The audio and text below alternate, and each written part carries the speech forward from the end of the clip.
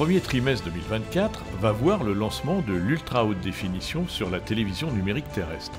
La 4K est une évolution télévisuelle importante. Et du même coup, quel est l'avenir de la TNT ?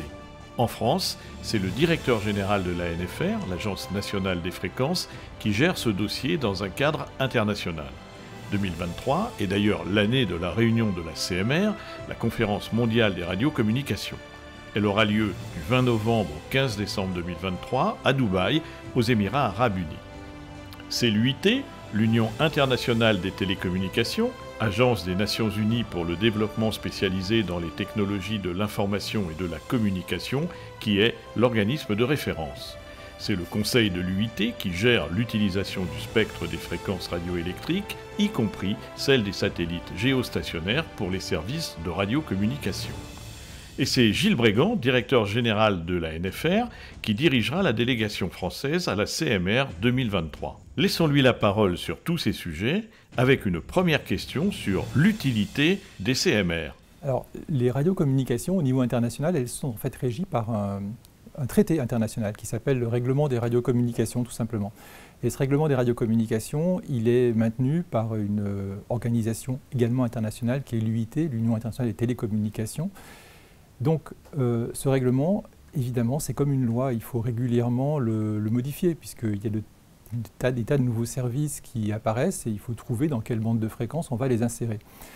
Donc, le schéma qui est retenu, c'est que finalement, tous les 4 ans, on convoque en quelque sorte le Parlement des radiocommunications, qui sont en réalité les 193 pays adhérents à l'UIT.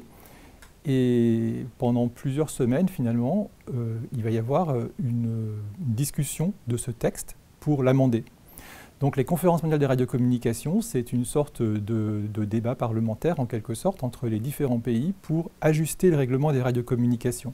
Mais comme c'est un règlement qui est assez épais, en réalité, on ne va pas aborder n'importe quel sujet, on va aborder des sujets qui auront été définis à l'avance. Donc à la fin de chaque conférence mondiale des radiocommunications, on indique quels sont les points qui vont être soumis à débat pour la prochaine conférence mondiale.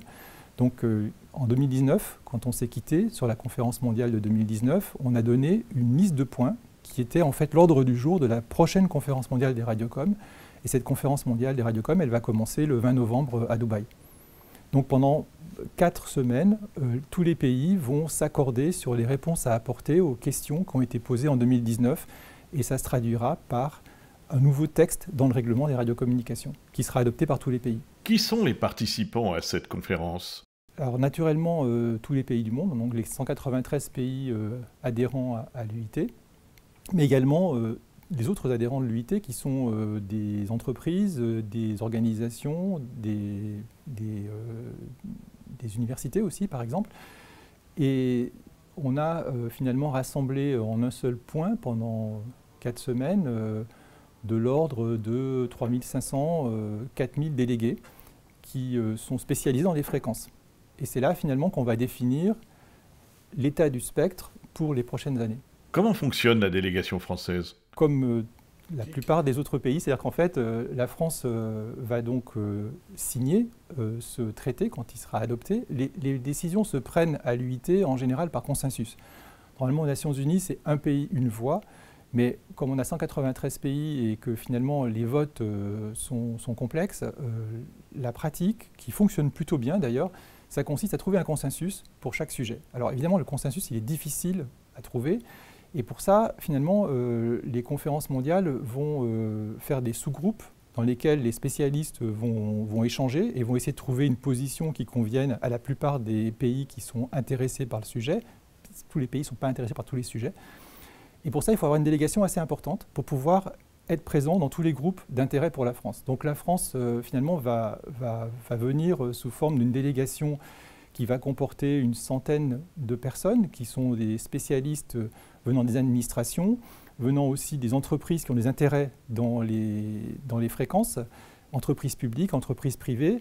Et cette délégation est dirigée par l'Agence des fréquences, donc par la présidente du conseil d'administration de l'agence, par moi-même. Et en réalité, c'est à la suite de ces négociations qu'on va pouvoir approuver le traité au nom de la France avec une délégation donc, du gouvernement.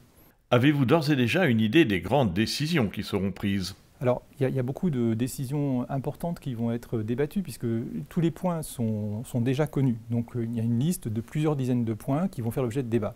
Certains points étaient des points de détail, donc finalement, pendant les 4 ans d'instruction qui ont commencé en 2019, on sait déjà le point d'atterrissage. Et bien évidemment, dans la CMR, c'est aussi l'occasion de négocier des sortes d'accords sur les points les plus controversés.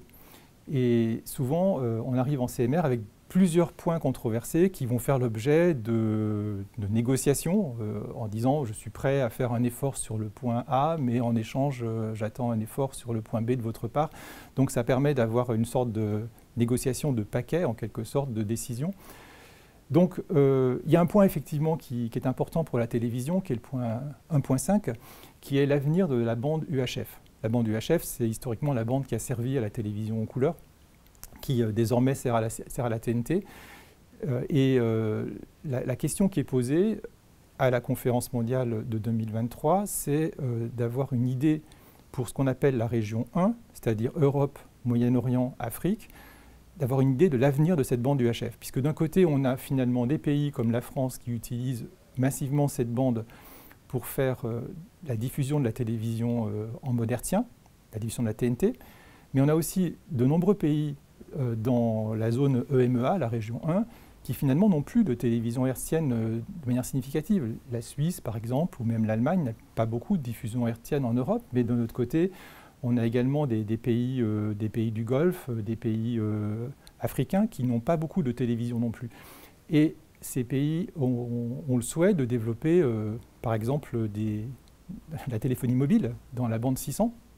Mais on a aussi des demandes qui viennent d'ailleurs beaucoup de pays, y compris la France, qui pourraient être d'utiliser ces fréquences pour des réseaux de sécurité, pour l'intérieur, ou aussi pour des systèmes de défense. Donc, la question qui se pose, c'est de savoir à terme ce qu'il y aura dans la bande UHF. Et cette question va être soumise à la CMR 23. Ce n'est pas nécessairement la dernière fois qu'on posera cette question, mais en tout cas, c'est la première fois qu'on la pose de manière aussi claire. Donc, il y aura un débat sur l'avenir de la bande UHF. À quoi servira-t-elle dans l'avenir? La TNT en France jusqu'en 2040, est-ce une utopie? Alors, 2040, c'est une échéance qui est un peu lointaine pour tout ce qui est diffusion audiovisuelle. Si on fait un petit retour en arrière, par exemple au début des années 2000, finalement on avait la télévision qui était diffusée en VHF, c'était Canal+, en particulier, et également en UHF, dans tout l'UHF. Aujourd'hui, en 2023, donc 20 ans plus tard, c'est un peu comme 2040 par rapport à aujourd'hui, en 2023, on a finalement en VHF de la radio numérique, et dans l'UHF, on a 40% de l'UHF qui sert désormais à la téléphonie mobile, et le reste est toujours utilisé pour la diffusion de la télévision. Qui aurait pu prévoir ça en 2000-2002 ? Ce n'était pas si simple. En 2002, c'est le premier rapport Voyons sur l'avenir de la TNT, sur l'ouverture de la TNT en France. Et finalement, en 20 ans, il se passe beaucoup de choses dans le milieu audiovisuel. Donc, ce qu'on peut dire, c'est qu'en 2030, on aura toujours de la TNT en France, puisque c'est prévu par la loi, c'est aussi prévu au niveau européen. Et donc ça, c'est un point qui est acquis et qui est à échéance finalement raisonnable par rapport au taux de rotation des terminaux, donc les téléviseurs, par rapport aux licences aussi, enfin aux conventions qui sont signées avec les chaînes de télévision. Après, de 2030 à 2040, la question est ouverte. Et on a beaucoup d'idées, en réalité, de part et d'autre, dans tous les pays du monde, pour utiliser cette bande de fréquence sur d'autres usages que la télévision. On a aussi des idées pour améliorer la plateforme télévisuelle. Il faut que toutes ces idées se confrontent et que finalement, on arrive probablement avant 2030 à avoir une position européenne. Parce qu'en réalité, dans ces conférences mondiales, ce n'est pas nécessairement la France qui va défendre une position par rapport aux 192 autres pays. Ça se fait plutôt par bloc de pays.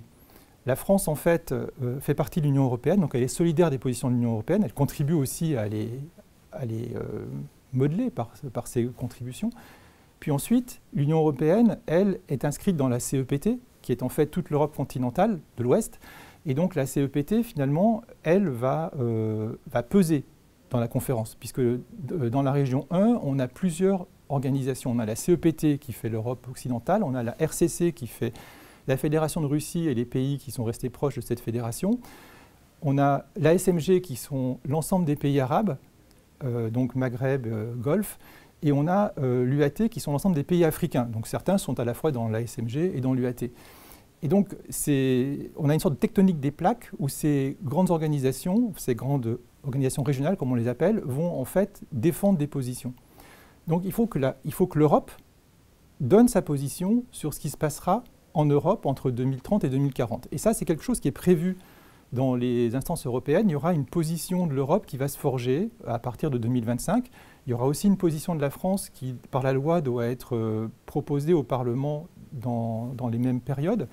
Et donc, finalement, la position pour 2040, elle va se forger entre, disons, 2025 et 2030.